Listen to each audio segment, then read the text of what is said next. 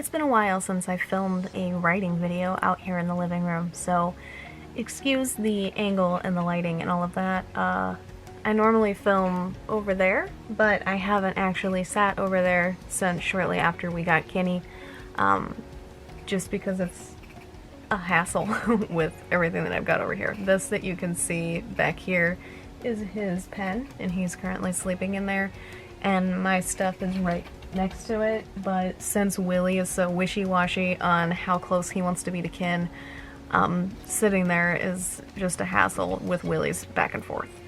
So I'm currently on this side of the couch. So, since I've been making good progress in a new work in progress, I wanted to talk about it and make a video on it so I can get back into filming relatively consistent videos and keep you updated on what I'm doing. But again, the primary focus will not be the word count every single day, so I might not update you every single day that I work on a project. I might not give you a word count every time I update you. I'm just gonna talk about it and go from there. The new work in progress that I started is a crime book. It is called Promise Not, which I think I gave to it on the second time that I worked on it. I'm not 100% sure. I'm not 100% sure if that name is going to stick or if it will change once the book's done. We'll see. Generally, almost always, the title that I choose at the beginning stays all the way through the book's life, but there have been rare occasions where I've changed it, and if that happens, that's fine. But with this one, it's a crime novel that is not featuring a detective or a forensic analyst or a deputy as the main character, which is new to me. But I am enjoying writing it, I am enjoying the main character so far, and I'm enjoying the overall premise of the book. I'm going to give you the prompt that I found on Google that inspired it, and then we'll go over what has changed already and go from there. This is from jctarpbooks.com. It's a Sunday story prompt for a mystery book. The prompt is, he saw who took her, but he was only a child. Now he's a detective determined to find out the truth. And that was my initial goal for the story. That's what I expected it to be. But almost immediately it started changing, and Levi, the main character, is not a detective. And I'm happy with that progress. I'm happy with that development in his character. Normally my characters don't deviate that quickly from the idea, but I think the fact that he did is an amazing thing, because it means that I'm already very in tune with Levi, which is excellent. I'm very, very happy with that. Here I have a little tiny blurb type thing written down to give you a basic rundown of what the book is about outside of that prompt. It's not what is going to be on the back of the cover. It's not finalized or anything like that. It's just something I jotted down immediately before filming. So 19 years ago, the Miller siblings were attacked in the woods behind their childhood home. Levi made it out alive, barely, but his sister was taken. The case has made little progress since, but approaching the 20th anniversary of his attack and his sister's disappearance, Levi receives a photo that might just change that.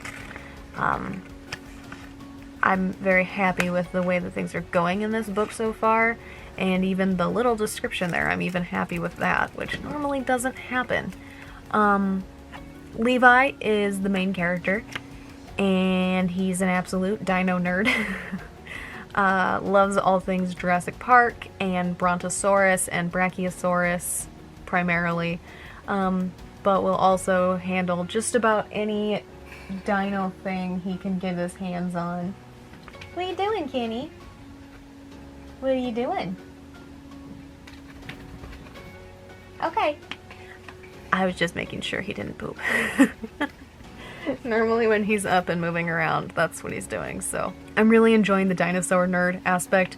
Pretty shortly before we got Kenny, I became obsessed with Jurassic Park, and I absolutely love the first movie especially, but I don't have much problem with any of the other movies either. But I've watched the first movie 3 or 4 times since the first time that I watched it, which happened, I don't know, 2 months ago maybe. And I absolutely love it. I'm completely obsessed with dinosaurs at the moment. And I've always had a little thing for dinosaurs, but I have an extreme thing for dinosaurs right now. Everything that I've gotten for Kinney is dinosaur themed. His collar, his little dog tag has a velociraptor on it. All of his toys are dinosaur themed. Everything I get him is dinosaur themed. And so I think making Levi, or having Levi like dinosaurs, has been a pretty big help in this specific book, because I actually have something in common with the main character, although he is obsessed to a higher degree than I am. But it helps make research a bit more fun. I already know some of the things that I need to know, and the stuff I don't know, I'm excited to find out about because it's dinosaurs. Before I run into other stuff that I'm excited about when it comes to this work in progress, I want to say that today is the 26th of August, and I started this work in progress on the 19th. I think I've worked on it 4 or 5 of those days. I know I didn't work on it the second day. So 19th was the first day, the 20th would have been the second day, and I didn't work on it the 20th, and I think there's been another day I didn't work on it. So 4 or 5 times, and I'm currently at 4,972 words, but I'm planning on deleting a relatively nicely sized chunk of what I wrote the other day. Just because I think I'm trying to force something there, and that's not what I want to do.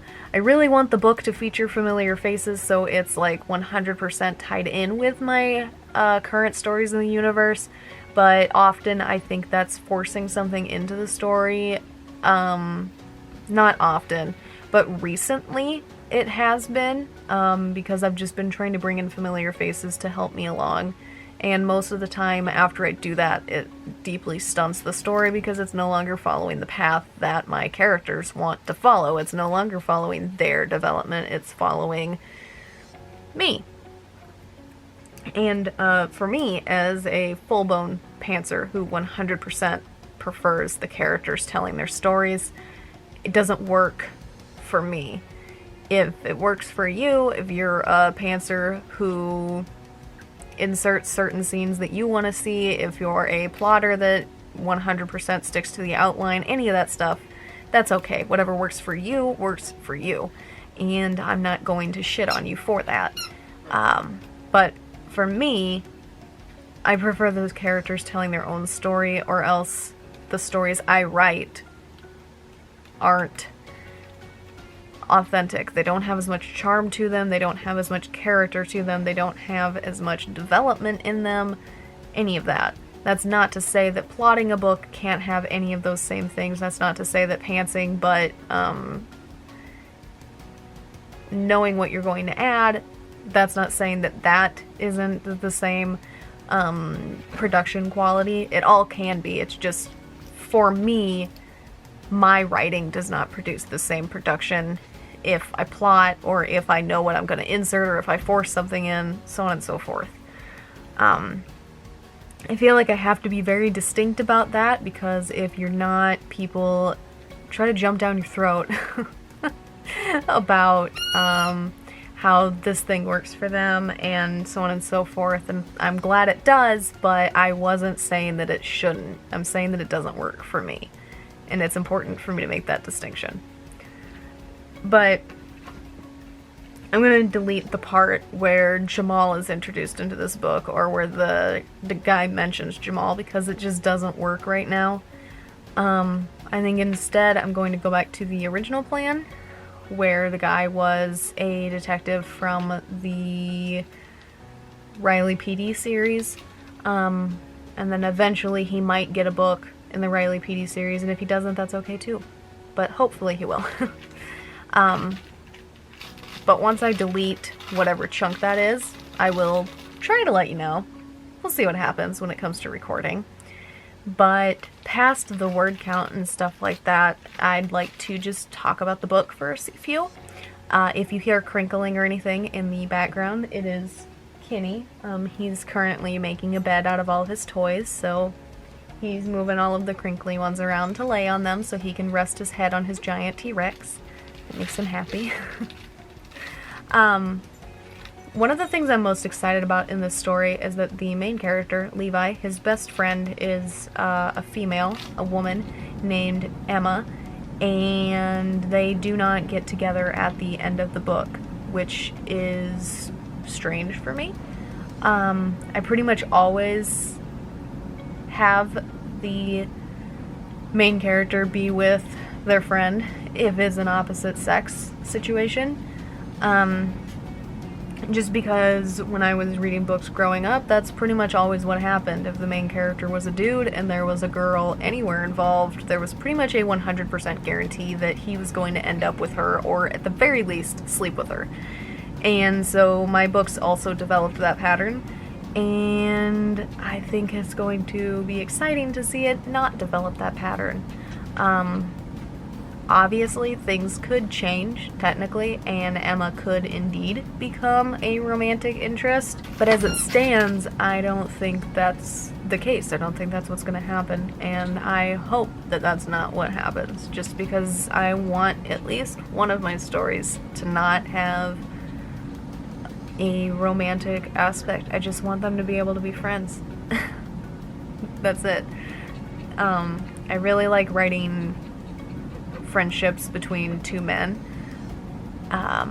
because you just don't see like genuine comfortable friendships between men very, very often, and every time that I do, it's very exciting and comforting, and it always makes me smile.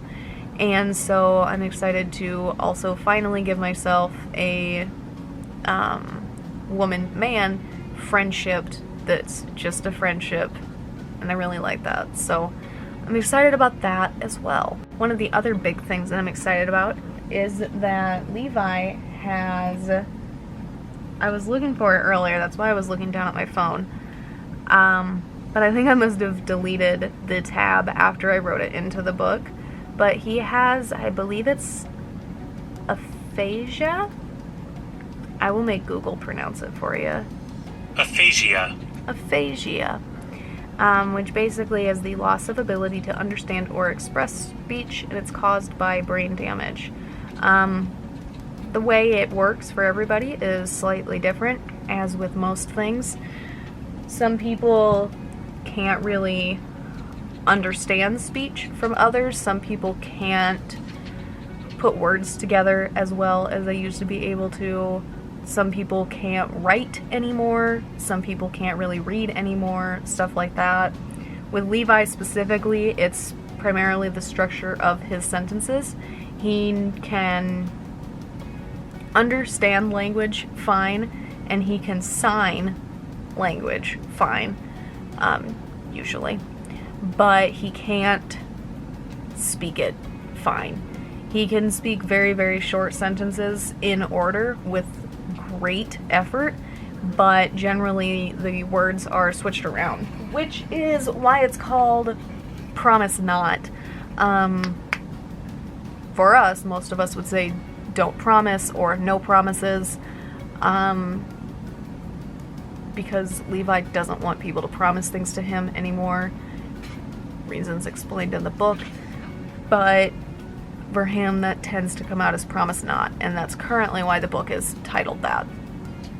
But it's not exciting that he has the disorder, but it's fun to write sign language. It's just nice to see it in books.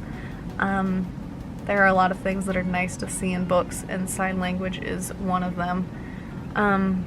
I'm not writing out all of the individual hand motions. I did that a very, very, very long time ago with the very, very, very first draft of Grim Reaper. But I would only write out the ones that were like 1 or 2 words for sentences.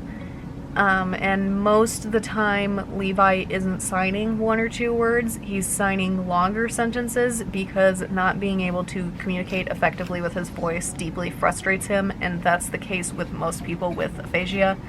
Not being able to say what's in their brain is very frustrating. is reasonable. But I'm really enjoying writing this book so far, and I'm hoping that it continues that way. With this project, I'm also working on celebrating the little things, celebrating the little milestones, because if you've been around for a while, I've never really been good at that. I finish one project and then immediately move on to the next one. And with this one, I'd like to change the way that I work around my books and the way that I move between projects and all of that. So with this one, when I hit 5,000 words, which will hopefully be today or tomorrow, we'll see how things go after I delete the Jamal Pittman chunk. After I hit 5,000 words, I'm buying a new video game to reward myself, and I let my Twitter followers vote on which game I buy, and the last time I checked it was Blackwood something. Blackwood Crossing. And I'm pretty excited for that. Sorry, that's Maggie. I love gaming, and rewarding myself with gaming has always been a relatively productive situation when it comes to writing, and I'm hoping that celebrating with gaming will also be relatively productive. But that's all that I have to talk about at the moment. I'm going to go ahead and delete some stuff here on this last chunk, and then I'll tell you how many words I deleted. And then probably the 5,000 word update, celebration, whatever, will be included in this video, but that's all that I have at the moment. I'm gonna go rinse out my coffee mug and potentially make something else to drink. We'll see, and we'll go from there. But I will hopefully see you guys here in a few with an update on how many words I delete to get rid of the forced Jamal Pittman entrance thing. So, back in a few. So I didn't have to remove as much as I was expecting to.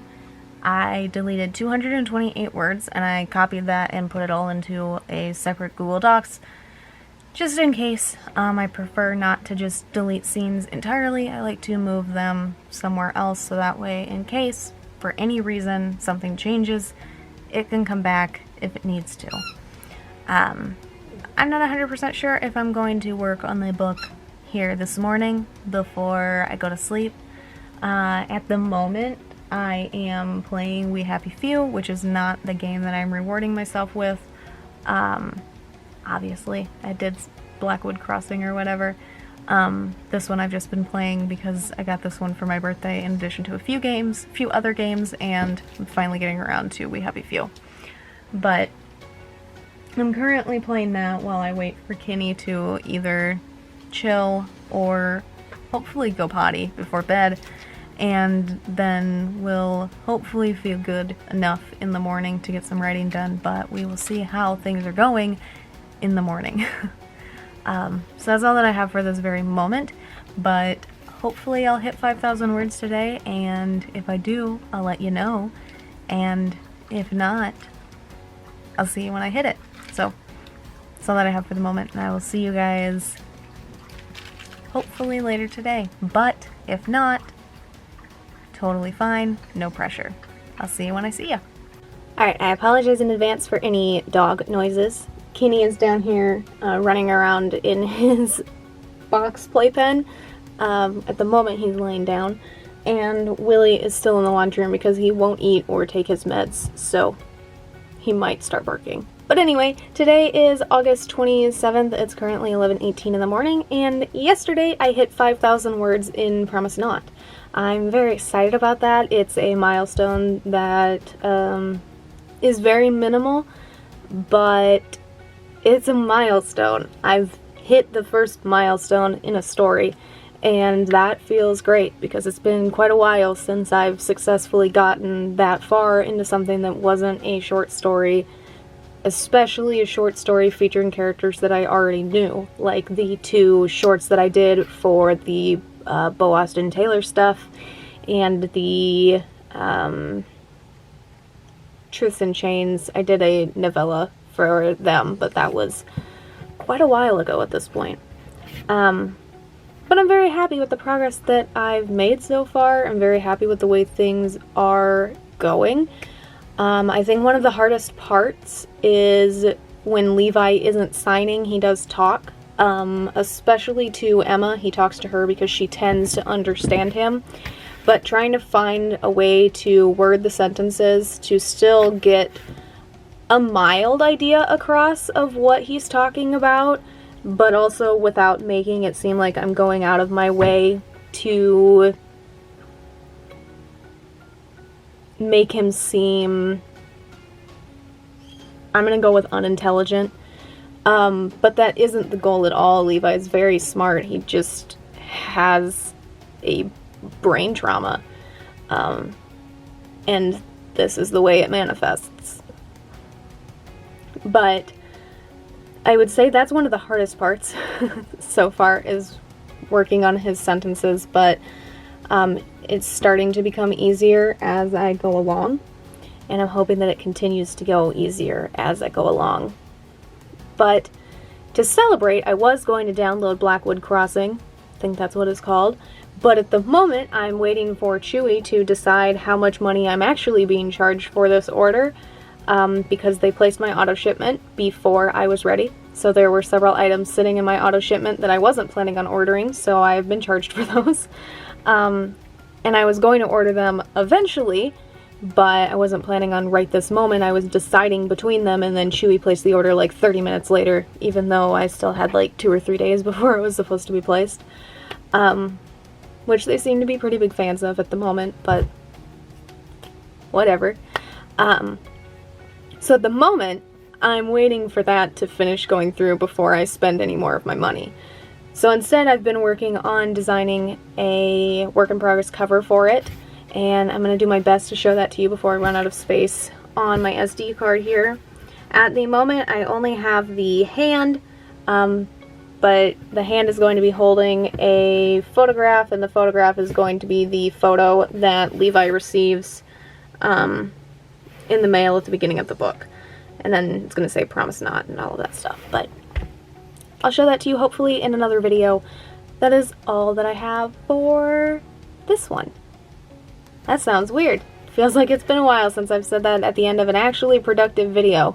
Let me change my SD card and then I'll do an outro for you here. If you enjoyed this video, consider letting the algorithm know by leaving a like and a comment, and if you'd like to stay updated on my writing, my editing, or anything that I do on this channel, feel free to subscribe. As always, links to my authors pages, social media, and my animal channel are in the description down below. Thank you so much for watching, and I will see you in the next one. Bye for now.